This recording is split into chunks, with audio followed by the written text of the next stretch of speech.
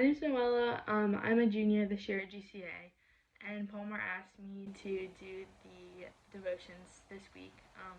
So the verse I picked from Proverbs is Proverbs 10:28, which says, "The hope of the righteous brings joy, but the expectation of the wicked will perish." So the part we're going to be focusing on is the hope of the righteous brings joy. So our hope is Jesus.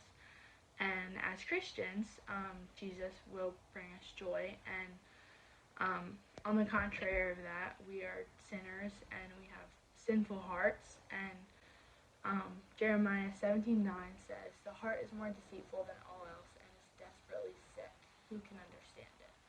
So it can feel so easy to follow our own hearts and do what we think is right and to not follow him and do what he feels is and do what he says is right, because it can be easy to follow our hearts, but the heart is desperately sick, and obviously that is not what leads to true joy.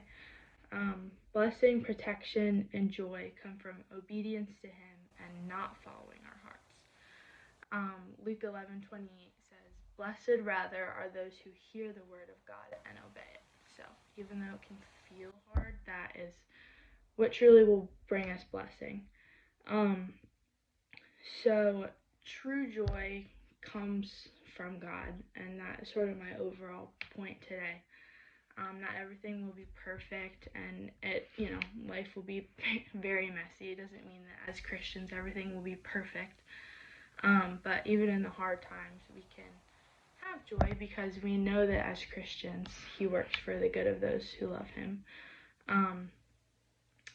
So Psalm 16:11, this is just another verse that sort of complements Proverbs 10:28. It says, "You make known to me the path of life. In your presence there is fullness of joy. At your right hand are pleasures forevermore." So again, in your presence there is fullness of joy. That's kind of complements the hope of the righteous brings joy.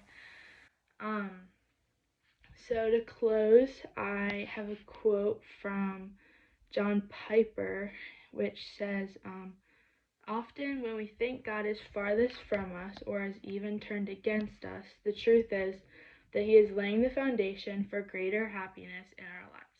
God is plotting for our joy." So he does want us to have joy, and he knows that in him we can have that. So that's just sort of the theme for today, is just to remember that in him is where joy is, even if it doesn't feel like that. So, yep. I hope everyone's having a good week, and I'll see you all on Thursday.